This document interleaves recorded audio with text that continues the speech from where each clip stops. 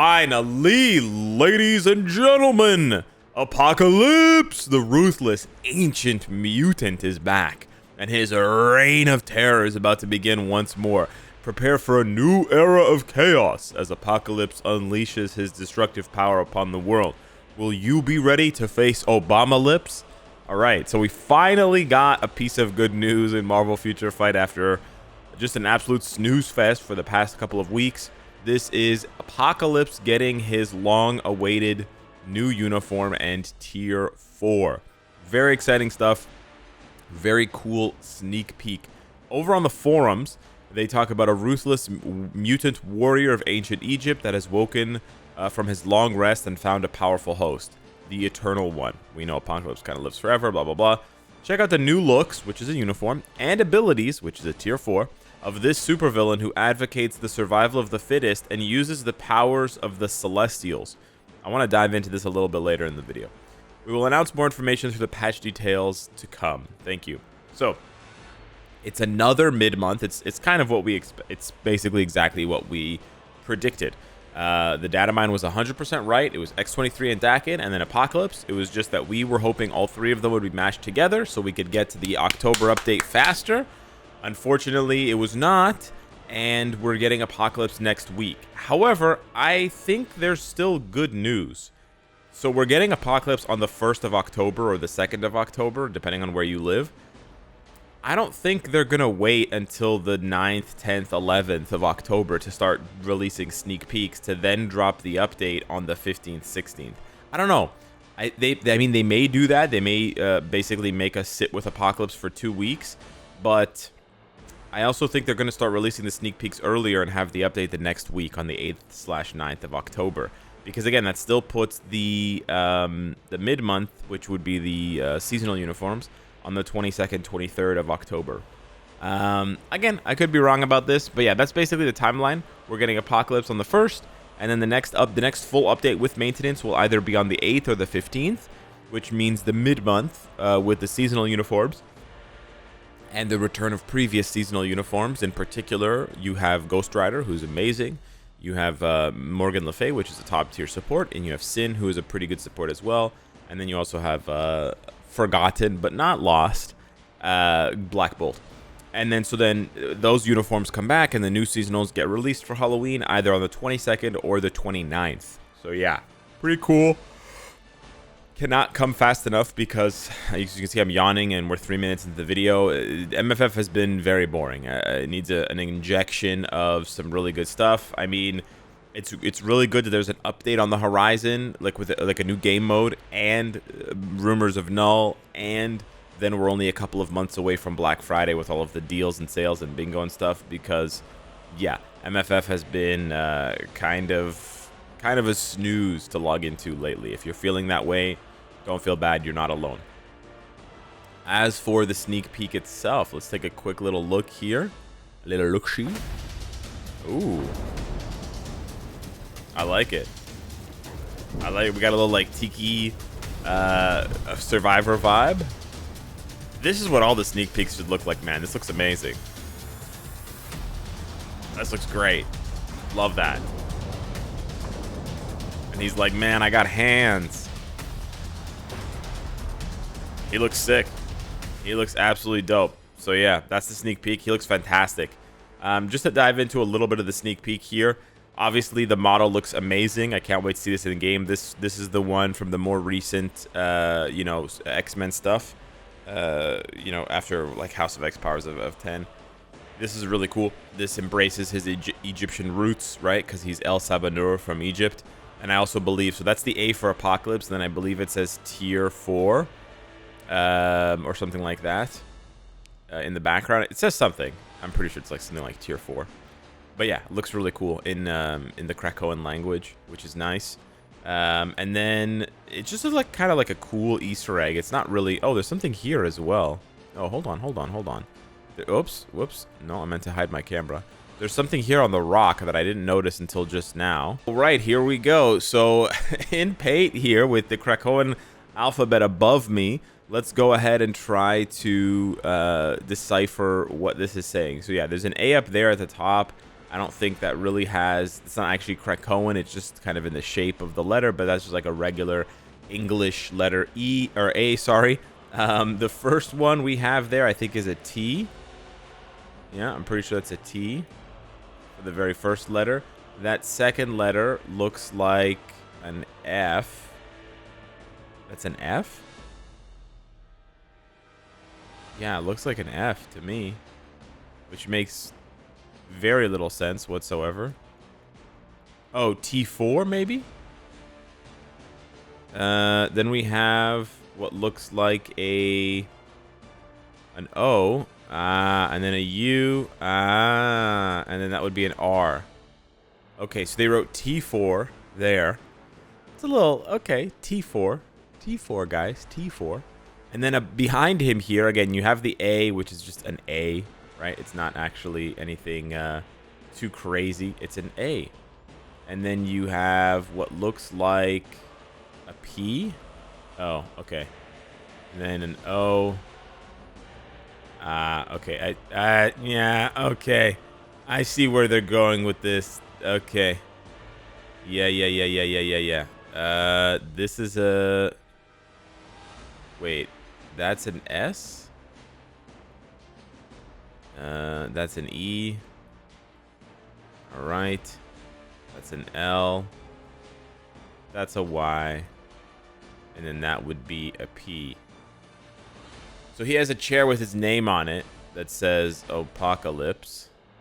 You can't see the C and the A because it's blocked by his giant bald head. And then there you go, tier 4. Very cool. All right, yeah, I like this. And again, I think this looks cool. This kind of like square circle, sorry. With the it just looks cool. I don't think this means anything. I think it's just like a funny shape to create, and it looks nice. I love these sneak peeks. I think they're I love these sneak peeks. I think they're fantastic.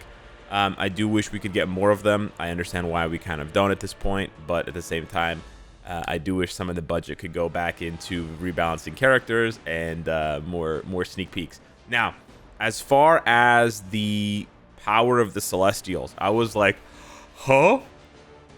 I guess I'm late to the story here, but apparently Apocalypse got powers from the Celestials in addition to his mutant abilities. So his mutant abilities, insofar as I understand them, Apocalypse's mutant abilities are that he can warp his molecular structure.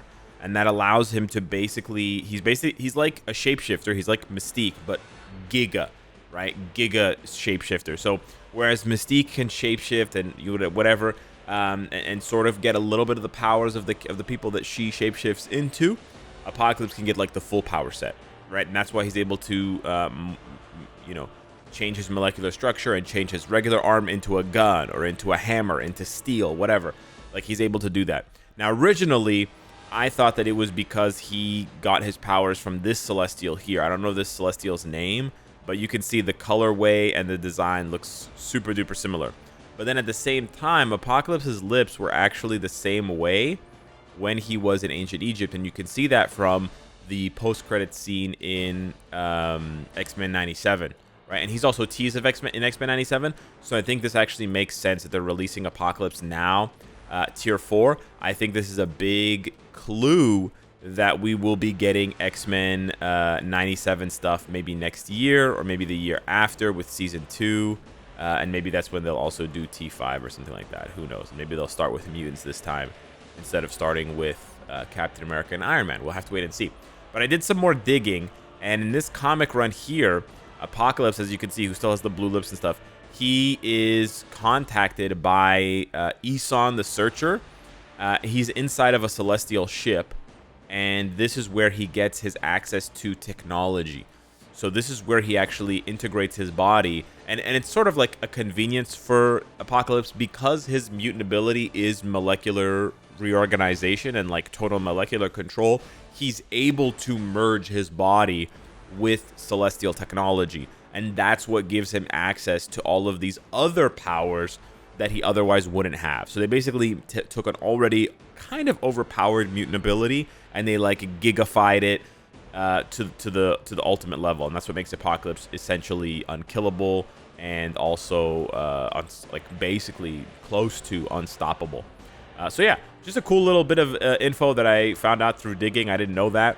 I don't think he specifically got his powers from Isan, or whatever this guy's name is. It's just that this is the guy showing you, talking to Apocalypse, saying, you know, our technology, you can have our technology as long as you will like make this planet in your vision, which is like survival of the fittest, Darwinism kind of thing, because that's kind of that's sort of an interpretation of the Celestials' goal, where they seed life onto planets, not unlike the Engineers in the Alien franchise, which by the way is super underrated. You should go and watch them all, starting with, I believe, Prometheus.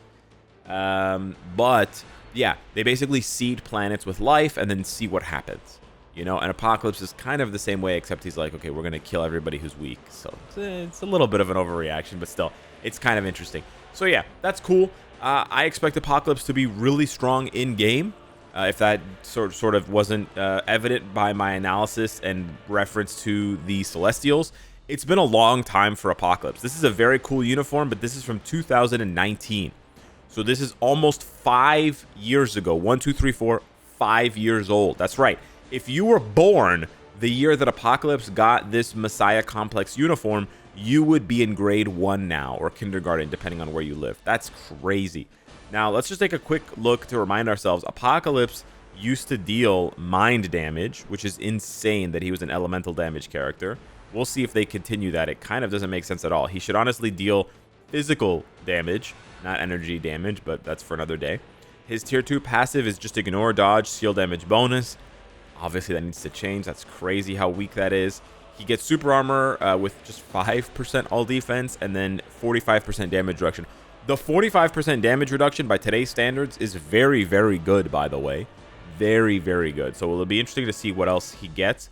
And then his leadership is just kind of shitty. It's kind of whatever. As for his uniform effect, 20% ignore defense, which is useless, and 35% chance to penetrate mind immunity resistance or effect, which is also useless. So they actually have a lot of work to do. Apocalypse does not have good passives at all, and he summons an illusion on his second skill with those little triangular turrets, right? Those little parapets. What are they called? Pyramids. He has a VPAT. He has a VPAT skill, which is quite nice. And then he has a 15% heal that triggers for 2 seconds. So 30% heal back in 2019 was actually quite nice. And then that's it. In 3 seconds of invincible. So he's never had auto healing. He's never had iframe ignore. He's never had penetration, immortality. These are all effects that he could have, by the way, guys. He's literally immortal in the comics. So he should have either immortality or revive. He needs one of them. This is going to be an insane upgrade for Apocalypse. Like this is, and not to mention they've been giving a lot of native tier 2s, especially native tier 2 world bosses, 5% pierce, right? As a base stat that they have on their kit now. So I know he's native tier 3, but yeah, just showing you that additional pierce damage. So yeah, I fully expect Apocalypse to get like 3 major effects. I expect him to get 5% additional, 4 or 5% additional pierce, immortality or revive, and then, you know, iframe ignore and or penetration. So almost 4 effects, honestly. And then maybe, who knows, auto healing or something like that. Yeah, it's gonna be actually nuts. He should be extremely meta. We'll have to wait and see, but he should be extremely meta. And what are the other world effects right now? Let's see. It's like heroes, speed characters, and mutants. So the funny thing is, anyone who's, not that anyone's leaning into mutants, by the way. No one is using, or sorry, not that anyone's leaning into speed types, but anyone who was using speed types is about to get obliterated if Apocalypse stays a combat type and is good for PvP. That's the other thing I wanted to mention briefly. There is a possibility that they change Apocalypse typing to universal. I don't think that they will. I think they will keep him as a combat type, and I hope that they keep him as a combat type, but they may change him.